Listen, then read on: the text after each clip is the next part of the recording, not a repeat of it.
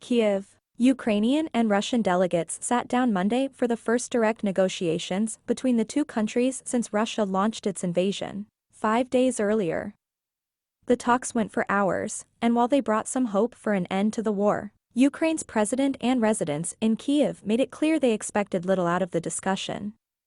Even as the meeting took place, there were reports of intensified Russian shelling in eastern Ukrainian cities. Russia wouldn't explain its focuses on the discussions. However, CBS News' Haley Uth detailed that Ukraine's key requests were a prompt truce and the withdrawal of every single Russian troop. Russian authorities said the gathering had finished by the afternoon and that the separate appointments were going to their capitals to examine the arrangements. Ukraine's capital city of Kiev was still on edge Monday, but residents were allowed out of their houses and shelters for the first time since Saturday night, when the local government, bracing for an escalation of Russia's siege on the city, said anyone out on the streets would be treated as an enemy. Hours before the Russian-Ukrainian exchanges started at an area close to the boundary with Belarus, Ukrainian authorities said Russia had once more shelled significant urban areas short-term.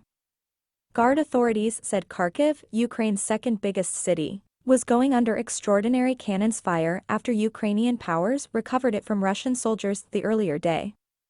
Pressure was mounting on Russian leader Vladimir Putin, meanwhile, with the entire United Nations General Assembly gathering for an extraordinary emergency meeting to discuss the crisis a day after Putin said he was putting his nuclear forces on alert in response to what he claimed were aggressive statements by NATO, and punishing sanctions from the world's wealthiest nations.